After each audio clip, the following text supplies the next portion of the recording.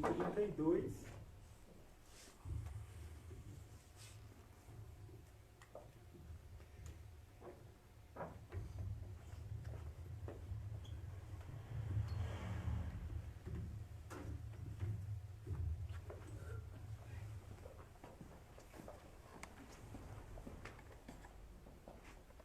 Acho que não cai agora.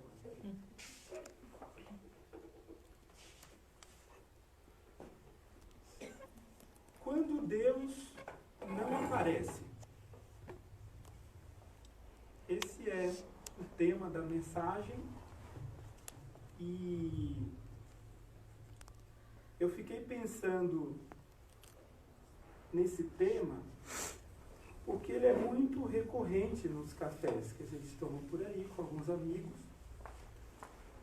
servindo a Jesus, uma tentativa de servir a Jesus enquanto serve as pessoas, ouvindo várias histórias, e uma das frases muito recorrentes é justamente a frase de que parece que Deus sumiu, me deixou sozinho e que eu cuido da minha vida. E eu até entendo que ele me criou, mas na verdade assim, ele me deixou vagando por aqui. Ele não se importa assim, com alguns detalhes da minha vida, e eu sigo como alguém desamparado, como alguém abandonado. Isso não é novo. Por volta do século XVI já existia uma ideia de um deísmo. É a concepção, a partir do mecanicismo lá do século XVI, é a ideia do mundo como um relógio e Deus como grande relojoeiro. Isto é, Deus produziu, fabricou o relógio, deu corda no relógio. A gente está se referindo a uma época na história que os relógios eram a corda. E então Deus deixou esse relógio, esse grande mundo funcionando, mas ele não se relaciona com esse mundo. Ele só o criou, mas todos e tudo no mundo está livre para seguir o seu curso sem nenhuma interferência de Deus. A concepção moderna desse conceito é justamente essa ideia de que Deus não aparece, de que eu estou sozinho e de que Deus não se importa comigo. Isso não é novo, como eu disse, e por mais que eu tenha me reportado aqui ao mecanicismo do século XVI, na época das Escrituras, na história aqui do Pentateuco, os escritos possivelmente de Moisés, isso já aparecia. Para a gente hoje é fácil ler a Bíblia e criticar o povo de Israel e dizer como esse povo experimentou tantos milagres de Deus e ainda assim desobedeceram a Yahvé. O mundo deles era o mundo dos deuses. E esse mundo dos deuses era o mundo dos deuses que apareciam. Era o mundo dos deuses que tinham forma. As imagens representavam esses deuses. E quando Deus então chama Abrão, ali em Gênesis capítulo 12, sai da tua terra, da tua parentela, sai da casa do teu pai, vai para a terra que eu te mostrarei. Deus não deu uma imagem para Abrão, para dizer, esse sou eu. Deus não mostrou um objeto para Abrão e disse, olha, peça que o povo adore esse objeto. Não. Eu sou Yahvé, eu vou abençoar você e através da sua família, todas as famílias da terra serão abençoadas. Isso era muito difícil, vez ou outra, para esse povo, porque eles sentiam falta de ver alguma coisa, eles queriam que alguma coisa aparecesse. E vez ou outra, por mais que milagres tivessem sido realizados aos olhos nu de todo aquele povo, como a abertura do Mar Vermelho, na libertação do povo ali depois de 430 anos escravizados no Egito, o povo ainda queria mais, porque tinham milagres, mas Deus não aparecia, não tinha um Deus, eu não conseguia pegar em Deus. O Moisés tinha o hábito de ficar numa tenda falando com Deus, a coluna de nuvem se aproximava, o povo ficava, cada um à porta da sua tenda e percebia, olha, a tenda que está lá fora do arraial, Moisés está lá e Deus está falando com ele. Então a ideia do povo era mais ou menos o seguinte, Moisés fala com o povo, a gente fica assim só pegando a rebarba, a gente fica pegando os cantinhos e Moisés é o cara que se apresenta a Deus e conta para nós o que está acontecendo. Em uma dessas ocasiões, o Moisés passou vários dias no Monte Sinai conversando com Deus, recebendo várias instruções, vários mandamentos, e é o texto que a gente vai ler, Êxodo capítulo 32, dos versículos 1 ao 7. Diz assim a palavra de Deus: quando o povo viu que Moisés demorava a descer do monte, reuniu-se ao redor de Arão e disse: tome uma providência. Faça para nós deuses que nos guiem. Não sabemos o que aconteceu com esse Moisés, que nos trouxe lá da terra do Egito para cá. Arão, o irmão de Moisés, respondeu: tirem as argolas de ouro das orelhas de suas mulheres e de seus filhos e filhas, e tragam-nas para mim. Todos tiraram as argolas de ouro e as levaram a Arão. Ele recebeu o ouro, derreteu e trabalhou nele, dando-lhe a forma de um bezerro. Quando o povo viu o bezerro, começou a exclamar: ó Israel, estes são os deuses que o tiraram da terra do Egito, o bezerro. Percebendo o entusiasmo do povo, Arão se empolgou e construiu um altar diante do bezerro e anunciou: amanhã haverá uma festa para o Senhor, que era o bezerro. Na manhã seguinte, o povo se levantou cedo para apresentar holocaustos e ofertas de paz. Depois, todos comeram e beberam e se entregaram à farra. Fizeram lá uma balada. O Senhor disse a Moisés: rápido, desça do monte, seu povo, que você tirou da terra do Egito, se corrompeu. Moisés, alguns dias falando com Deus no Monte Sinai. O povo desesperado porque disse: a gente só tinha segurança de que Deus estava conosco e de que Ele aparecia para nós porque Moisés estava conosco. Uma vez que Moisés, homem de Deus, sumiu e não desce desse monte, vai que ele tenha morrido. Vai que Deus tenha tomado ele para si.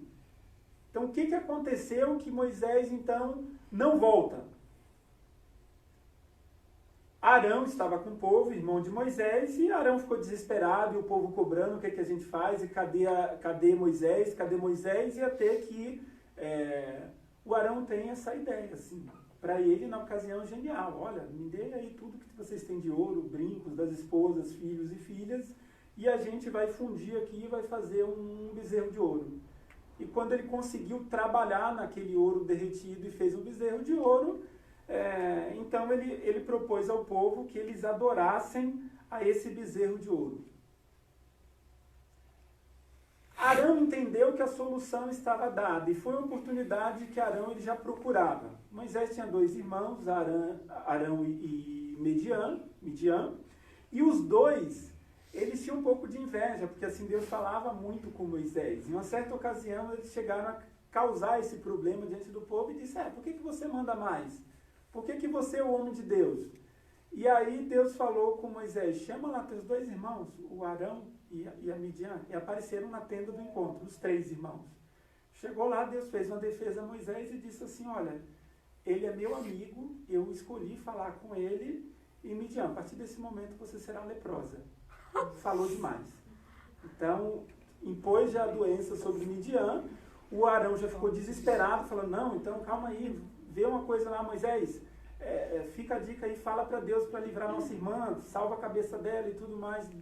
O Moisés foi depois, orou a Deus, pediu a cura. Deus falou: eu vou curar, mas deixe ela 7 dias fora do arraial, só porque ela falou mal de você. Então, Deus fez a escolha por Moisés, o homem de Deus, e a boca de Deus ali era o Moisés. Os 2 irmãos dele, apesar de super parceiros, eles não poderiam intervir naquilo que Deus estava fazendo por meio da vida de Moisés, dirigindo a vida daquele povo.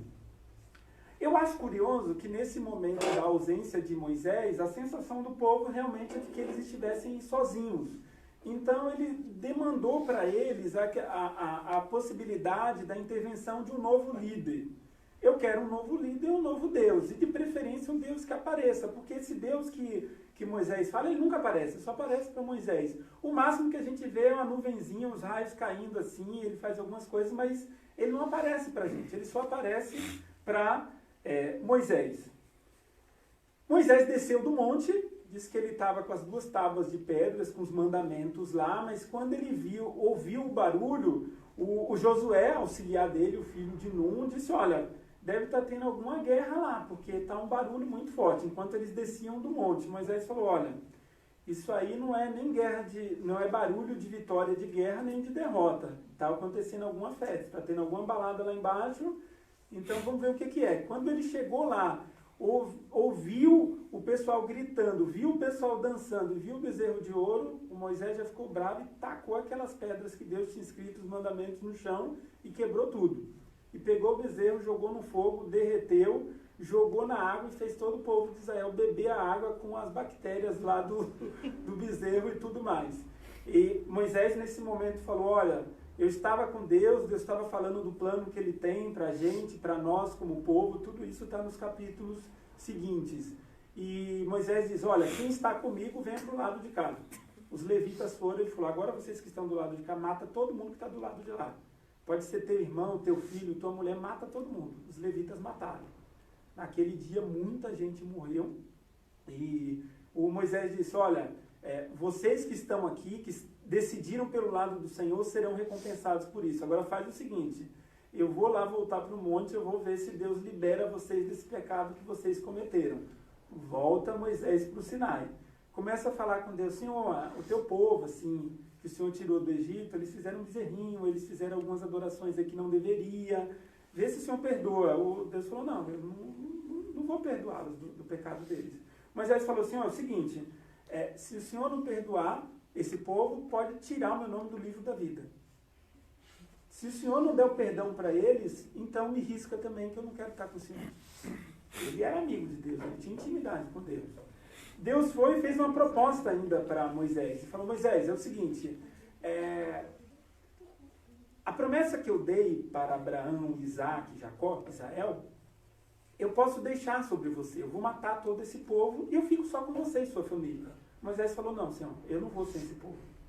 Esse povo saiu comigo do Egito, eu passei toda aquela situação, 120 anos com esse povo, estou velhinho, então assim, eu quero estar com esse povo, é o teu povo. E imagine, Senhor, olha a argumentação do Moisés para Deus. Imagine o que os egípcios vão dizer, então o Deus deles os tirou da terra do Egito para matarem eles no deserto? Senhor, a tua fama não vai ficar legal, sim. Fica a dica de marketing. Não vai ser legal. Um Deus que tira o seu povo do Egito e depois mata todo mundo. E deixa só Moisés e a família. E aí diz a palavra de Deus que Deus recuou e disse para Moisés, não, tudo bem, ó, como você está pedindo e a gente tem aqui uma intimidade, eu vou liberar, eu não vou matar esse povo.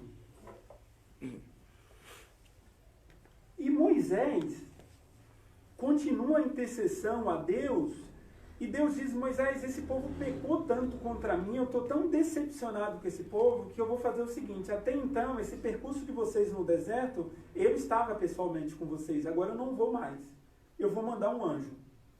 Vai um anjo, mas eu pessoalmente, assim, Deus e Yahvé, não rola mais, assim, ficou um climão entre o povo e Yahvé. E Deus falou, não vai rolar, não vai acontecer, então eu não vou com vocês, eu vou mandar um anjo. O Moisés vai e fala, Senhor, eu não quero anjo. Eu quero que o Senhor vá pessoalmente à nossa frente. Porque senão, o que os outros povos vão achar? A gente tem um Deus que não vai junto com a gente, eu não quero anjo. É o primeiro cara na história que rejeita um anjo. Porque se Deus falasse comigo, eu vou mandar um anjo aqui, pode mandar. Se for da escala lá dos mais simplesinhos, já está simplão lá, perto de mim, não, tranquilo, pode deixar. Mas Moisés rejeitou, falou, não quero anjo. Aí uma descida é um downgrade, né? Quer dizer, eu estou com o Senhor, aí o Senhor sai fora e manda um anjo. Não saio, não vou. Sem o Senhor me garantir que o Senhor vai sair comigo e com esse povo daqui, eu não saio daqui. E Moisés fez birra e ficou lá no monte, o povo esperando lá embaixo de novo. E ele ficou lá no monte e ele não, Senhor. Enquanto o Senhor não garantir que vai com a gente, eu não saio daqui. Aí Deus falou, Moisés, assim, você está forçando a barra, mas você é meu amigo, você é um cara que o meu nome está com você. Você carrega Yahvé sobre você, então eu vou atender o teu pedido, mas vamos fazer um acordo? Eu não garanto que eu vou perdoar esse povo. Eu vou deixar eles em stand-by, enquanto isso, eles não podem usar nenhum ornamento, nenhum brinco, porque usar brinco para aquele povo facilmente derreteria, porque uma cabra, né? Então, assim, eles tinham feito um bezerro, então ele falou, não, eles não vão usar ornamento, eles vão ter que aguardar uma temporada até que eu decida, assim, o que eu vou fazer com eles. Eu vou deixar essa galera no limbo. Moisés não ficou muito satisfeito, mas ele falou, tá bom, Senhor, mas o Senhor me garante que o Senhor vai com a gente. Então mudou de ideia, não rola mais o anjo saiu da escala e é o Senhor mesmo que vai. Sim, é eu que vou com vocês, eu vou abençoar vocês, eu vou fazer uma nova aliança com vocês, e como prova disso, me dá cá 2 pedras de novo, que a gente vai escrever de novo, e a gente vai fazer os mandamentos de novo, e dessa vez tu vai se controlar e não vai quebrar essas pedras, porque também ficar aqui toda hora monte, faz, escreve em pedra, e aí Deus falou, então vai agora com novas pedras e se apresenta esse povo. O Moisés, antes disso, falou, Senhor, um último pedido, olha a insistência do cara, um último pedido, mostra-me a tua glória, aparece para mim. Aí Deus falou, então, Moisés, de novo, não vai rolar. É que assim, se eu aparecer para você, se você ver a minha face, você morre. Viu? Morreu, já era. Sim, não tem meio termo. Aí Deus falou, mas de novo, Moisés, como você é meu amigo, cara, como você fala face a face comigo, vou fazer o seguinte, o Josué não, teu servo fica um pouquinho mais distante lá, mas eu vou te colocar entre as fendas de uma rocha, você vai ficar escondidinho. Mas ainda assim, nessa fenda, você não vai poder ver tudo. Eu vou passar, a minha glória vai passar do outro lado da rocha. E eu vou pôr as minhas mãos sobre os seus olhos. Quando eu já tiver passado, você só vai ver a minha presença. Mas você vai ver as minhas costas. O rosto mesmo não dá. Aí você fala, não, mas Deus não tem forma. Exatamente. A única forma de Deus é a humanidade através da pessoa de Jesus, o Deus homem. Mas Deus, Pai, não tem forma. O que o texto está dizendo? Na verdade, o que Moisés viu ali, eu acho isso espetacular e até difícil de traduzir para o português. Por isso que é difícil, diz que ele viu as costas de Deus. Deus não tem costa, então assim, Moisés não viu as costas de Deus. Moisés viu um lugar que acabou de experimentar uma espécie de condensação da presença de Deus.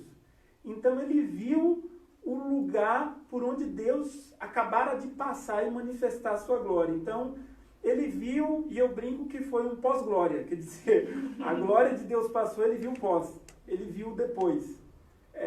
O que ele percebeu foi o lugar onde Deus esteve. E isso é muito importante, porque a gente fala que Deus não aparece, mas Deus aparece em várias situações. O Jacó tem uma história interessante, conversamos sobre isso alguns meses atrás, me parece, quando ele estava ali fugindo do irmão, indo lá para as terras do seu tio, do Labão, diz que ele tirou um cochilo numa montanha e ele pegou uma pedra e ele fez da pedra travesseiro.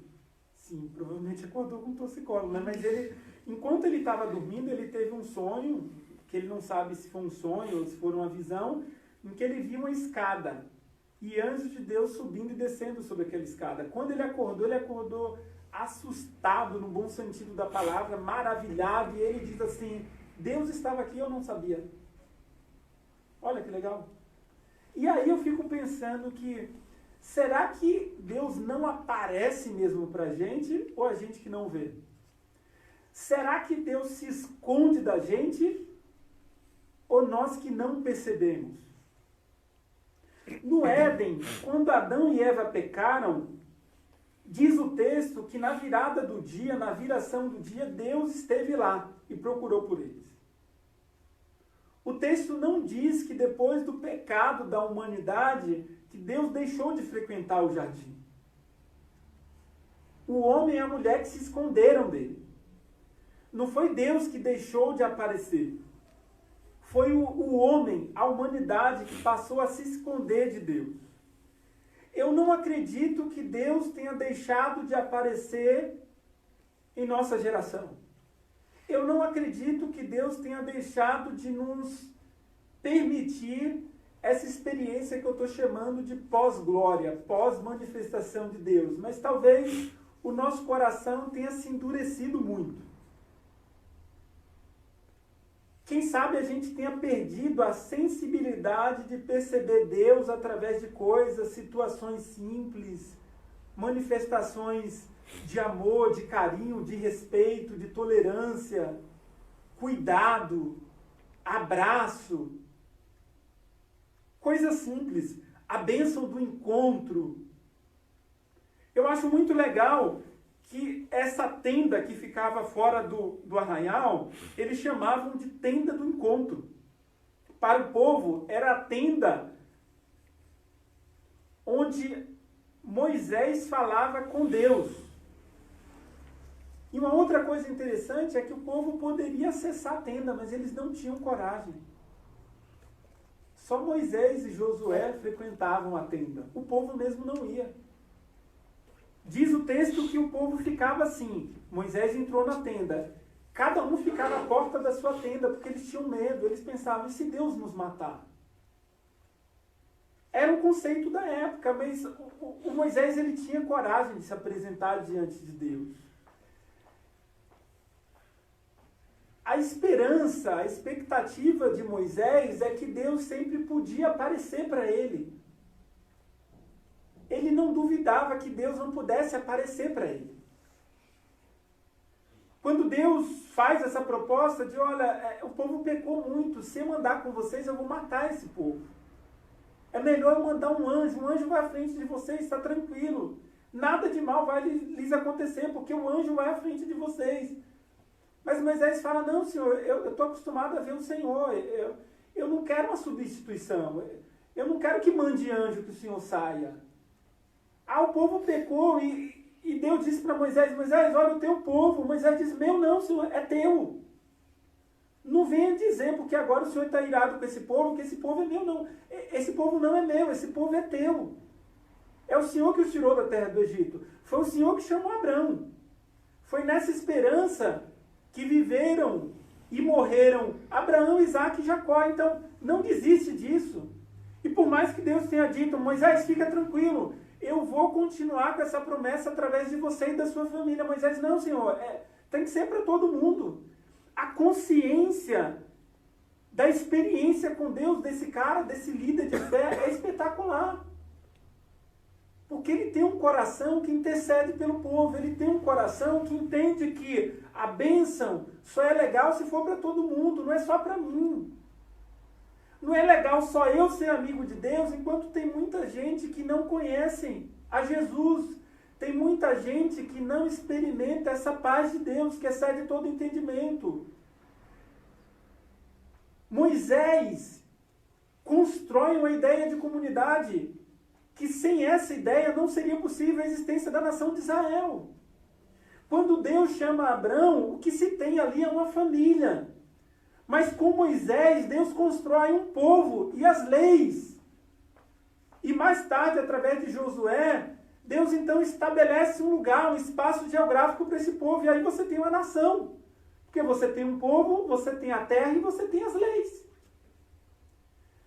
Moisés tinha plena consciência da participação dele naquilo que Deus estava fazendo. Ele nem chegou a entrar na terra prometida. Mas ele tinha consciência da missão dele. Ele tinha consciência de que o que dava sentido para a vida dele era a presença de Deus. Se Deus não aparecer e a gente ficar sozinho, se a gente não perceber que Deus está conosco, a gente está num mundo sem sentido. A gente tem uma vida que não encontra ligas. Não funciona assim. O que a gente faz quando Deus não aparece? Alguns constroem deuses. O dinheiro, a fama, o sucesso, a conquista amorosa. Como se tudo isso cobrisse a ausência da presença de Deus. E não cobre, não dá conta. Porque Deus está acima de tudo e de todos. Deus não está em alguma coisa. Ele não está preso a um objeto. É isso que o povo não compreendeu. E por isso que eles falavam para Arão ali, faça um Deus para a gente. A gente precisa ter certeza de que temos um Deus, então a gente precisa ver uma coisa. Ainda que seja produzida, a gente precisa ver uma coisa para que aumente a nossa convicção e para que traga para o nosso coração a certeza de que Deus está com a gente. E é como se Moisés tivesse descido dali com aquelas tábuas e dizendo: Deus não está em objetos. Deus não está nas coisas. Ele está com a gente, inclusive está querendo desistir, mas assim, eu estou fazendo uma média lá, estou argumentando um pouquinho com ele, mas assim, ele está com a gente. Foi essa compreensão que quando Jesus encontrou aquela mulher samaritana e ela ficou na discussão: Senhor, qual o lugar da adoração? Porque vocês, judeus puros, dizem que o lugar de adoração é Jerusalém, é no templo em Jerusalém. E nós, samaritanos, judeus misturados com os assírios, nós entendemos que a adoração é em Siquém, onde é o lugar de adoração. Porque os pais de vocês adoraram lá em Jerusalém, nossos pais adoraram aqui. Jeroboão, nosso rei, adorou aqui. Jacó fez um poço aqui em Siquém. É aqui que é o lugar de adoração. Jesus dá uma risadinha de canto de boca, olha para aquela mulher e falou: não funciona assim. Não é lugar, não é geografia. Os verdadeiros adoradores adorarão o Pai em espírito e em verdade. É a condição de coração. Não é o lugar, não é o espaço. É como se o tempo inteiro o convite de Deus fosse para que a gente transcendesse. Que a gente fosse e que a gente vá além daquilo que existe, além daquilo que a gente toca, além daquilo que a gente percebe através dos nossos sentidos. Temos um desafio muito grande em nossa espiritualidade, porque a gente quer materializar Deus e as ações de Deus. A nossa compreensão, e isso infelizmente foi construído no meio evangélico brasileiro, de que Deus está em coisas. E Deus está comigo quando eu construo coisas. De que Deus está comigo só quando eu tenho saúde. De que Deus está comigo só quando eu tenho um carro novo. De que Deus está comigo só quando eu moro em um excelente bairro, num mega apartamento, ou casa, ou condomínio. Isso não tem a ver com o Evangelho. Quem diz isso rasgou as Escrituras. Não está escrito isso em nenhum lugar. O Evangelho é o estabelecimento do reino de Deus, que é um reino espiritual. Com isso, não estou fazendo, e nem acho que a Bíblia faça, o convite à pobreza. Não é isso. Mas o nosso coração não tem que estar nas coisas. Deus não habita em templos feitos por mãos. Diz as Escrituras. Quando Salomão, empolgado, dedicou a vida a Deus, ofereceu 1000 sacrifícios, e Deus falou: o que é que você quer? Ele respondeu: Senhor, não quero bens nem riquezas, eu quero sabedoria. Ele ficou mega empolgado e falou: Senhor, vários deuses de várias nações têm uma bela casa, ao lado da casa do rei. Então vamos construir uma casa para o Senhor, o grande templo de Salomão. O pessoal começou a doar tesouro, prata, madeira, da boa, da melhor da época. E ele falou: Senhor, eu construí esse templo, agora a gente está em jejum e oração, dedicando esse lugar ao Senhor.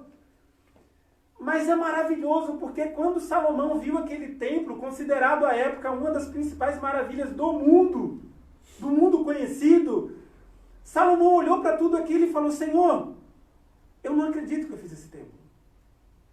Para o Senhor morar. Porque os céus dos céus não podem deter o Senhor. Que petulância é essa minha de construir um lugar e dizer que o Senhor vai morar aqui? Deus não mora em lugar. Deus não mora em coisas. Deus habita entre nós. Não adianta criar deuses fora da gente, porque Deus não vai estar em qualquer coisa que eu crie fora de mim. Deus não está ali. O que pode estar em mim, ali é o desejo de conquistar aquelas coisas. E não é ruim desde quando Deus se mantenha no primeiro plano. Deus sabia que para nós e para todo o universo seria um desafio muito grande a gente priorizá-lo, a gente colocar o nosso coração nele. Ele sempre soube disso, por isso ele disse: vocês não farão deuses para vocês. Vocês não vão construir deuses para vocês. é tão legal que ninguém sabe exatamente como foi a morte do Moisés, porque antes de entrar na terra, ele foi falar com Deus mais uma vez no monte, de lá ele ficou assim. Ele sumiu, não encontraram o corpo, ninguém sabe. A Bíblia diz que ele descansou, então provavelmente morreu, mas assim, não encontraram o corpo dele. É possível que Deus tivesse pensado, olha, se encontrarem o corpo de Moisés, vão adorar esse corpo. Eu fiz tanta coisa através desse cara que se eu deixar aqui o esqueleto, a cabecinha dele, o pessoal vai colocar em cima de algum objeto e vai dizer, esse é o nosso Deus, é o Deus Moisés. Então Deus não permitiu que o corpo de Moisés fosse encontrado. Porque a gente está muito ligado às coisas ainda. Por isso é muito desafiador a compreensão do reino de Deus. Quando Deus não aparece, a gente vai se tornando o nosso Deus também. Não construímos um Deus fora de nós, mas a gente se torna esse Deus. A gente se torna independente demais. A gente não aceita que Deus seja nosso Senhor. A gente não aceita que Ele governe a nossa vida. E as nossas tentativas de aceitação da vontade de Deus, geralmente elas são parciais. Eu aceito até a página 2. A partir da 3, Senhor, eu acho que assim, pela minha experiência e pelas minhas formações, eu acho que eu faço melhor do que o Senhor. Inclusive, se o Senhor quiser, eu te dou um curso EAD. E aí, assim, eu te ensino como fazer a partir da página 3. Porque a gente não quer e não aceita que Deus comande a nossa vida. A gente não aceita que Deus conduza a nossa vida. A gente quer ser o condutor. Nos tornamos livres demais.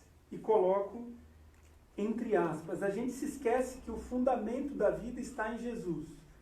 E por isso, vez ou outra, o apóstolo Paulo, nas cartas às igrejas, lá no Novo Testamento, ele vai dizer que nós fomos libertos do reino das trevas e fomos conduzidos para o reino do seu amor, o S maiúsculo. O reino do amor de Deus, que está em Cristo, nosso Senhor, a gente precisa estar nele. O apóstolo Paulo vai repetindo muito isso. A nossa condição de vida sob a direção de Deus é quando estamos em Jesus. Quando a gente coloca tudo que temos, somos e pretendemos nele. Essa é a condição do filho e da filha de Deus. É estar em Jesus, é ser sustentado por ele. É ver em Jesus o fundamento da nossa vida. Ver em Jesus aquele que é Senhor sobre tudo, todos, é Senhor de mim. Então, quando eu faço de mim mesmo um Deus, eu tiro o lugar de Deus no meu coração. Eu tiro o lugar de Deus na minha vida. E aí eu destruo o que Deus é, na minha concepção e na minha fé particular. Eu destruo as relações que Deus estabeleceu de amor, carinho, respeito e tolerância entre os seres humanos. Destruo a natureza, porque eu posso liberar os agrotóxicos que eu quiser. Eu posso fazer o que eu quiser e dane-se a natureza, dane-se as próximas gerações, porque Deus não está nisso. O que está imperando sou eu, é o meu desejo, é a minha vontade de enriquecer, é a minha vontade de ser melhor do que os outros, é a minha vontade de ter sempre o diferencial, é a minha vontade de ser mais, de fazer mais, de ser reconhecido como mais, como o melhor. Sou eu, meu Deus. Mas quando eu sou meu Deus, a minha vida é vazia, porque não há sustentação para o ser humano sozinho. Ele não tem em quem se apoiar. A vida fica no vácuo, é desespero total. Se eu não reconheço a minha condição de dependente de Deus, eu entro no desespero. Eu entro no nada da vida e eu perco qualquer sentido que possa existir na minha própria história, na história das relações que eu construo com os outros, com a vida, com sentido, com propósito, com o que eu faço. Então, eu rejeito Deus. Às vezes, a solução que a gente encontra quando Deus não aparece é de negar a existência de Deus, porque se eu digo que Deus existe e reconheço que minha vida tem sofrimentos e que o mundo é injusto, ou eu acredito que Deus não existe, por isso que o mundo é mau, ou então eu tenho que reconhecer que Deus existe, mas eu vou ter que afirmar também que ele é ineficiente, que ele não faz como ele deveria fazer. Se Deus existe, se o mal existe, então Deus é fraco. É o que muitos pensam. Então eu prefiro ir pela negação, isto é, Deus não existe, porque pelo menos eu não tenho que reconhecer a existência dele e ao mesmo tempo dizer que ele é fraco.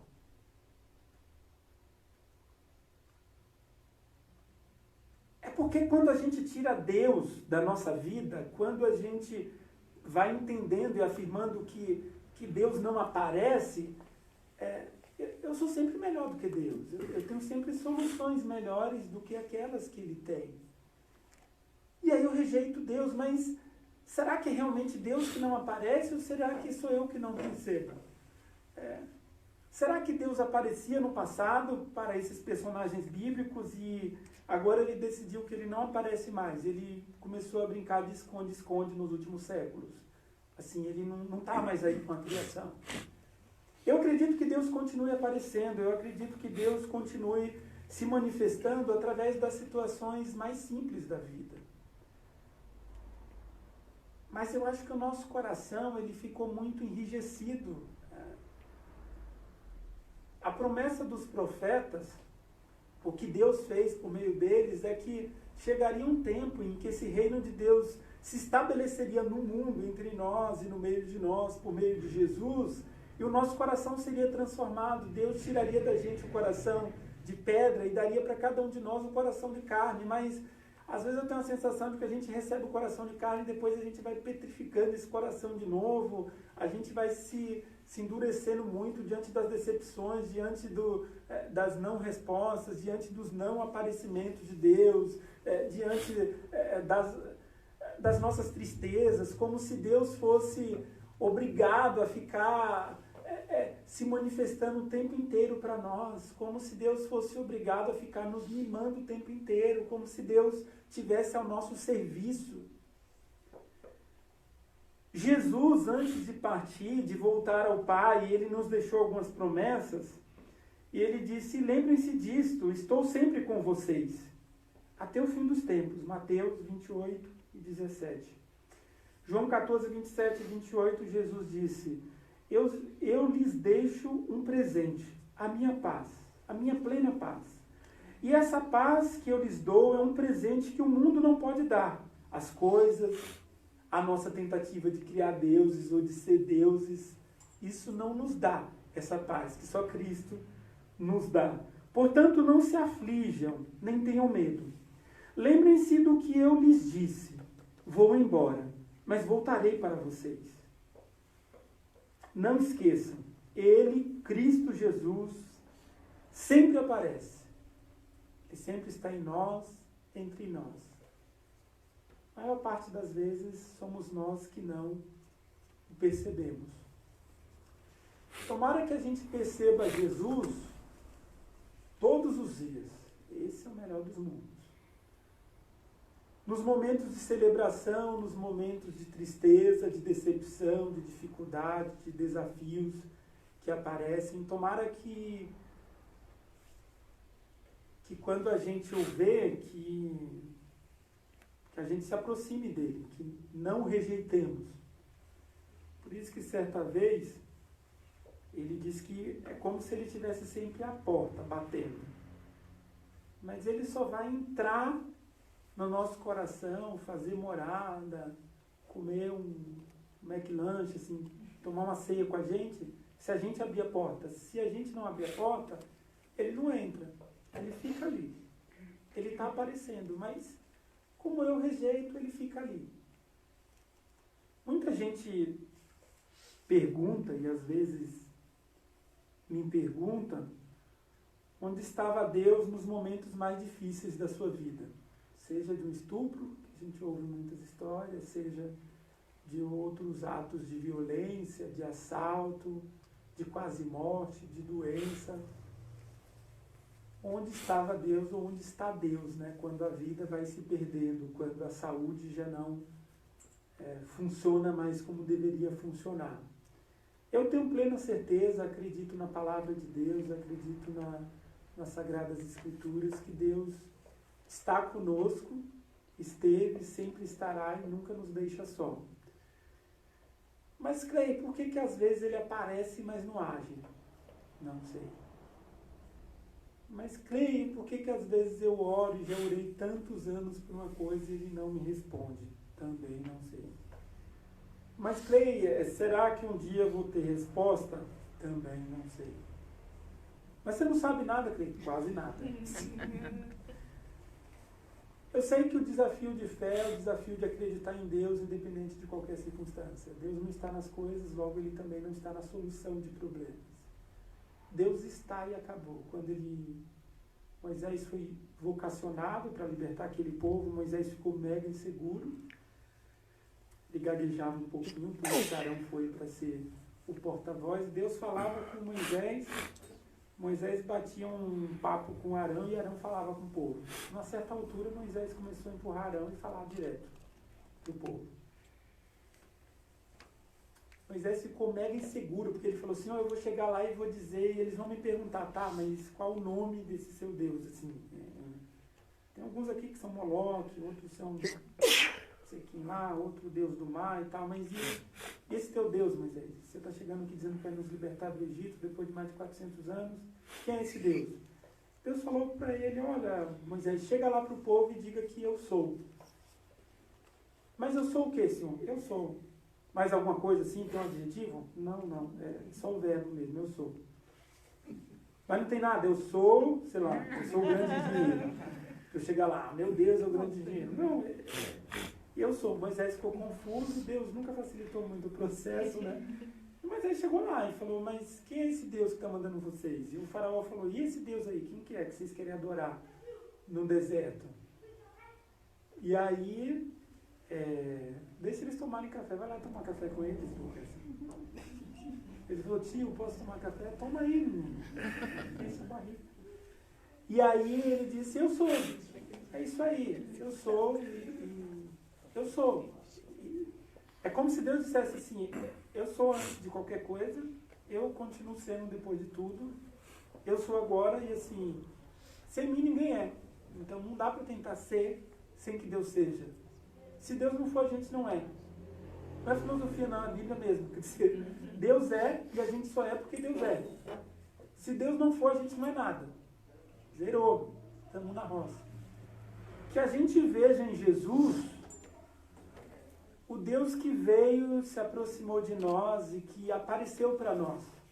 Tabernaculou entre nós, por meio do Filho. E que depois nos deu o Espírito Santo, e Ele está em nós por meio do seu Espírito. Que essa vida de Deus, que essa vida de Jesus, que essa renovação do Espírito Santo seja sobre nós todos os dias, que a gente perceba isso todos os dias. Deus nos abençoe em Cristo Jesus.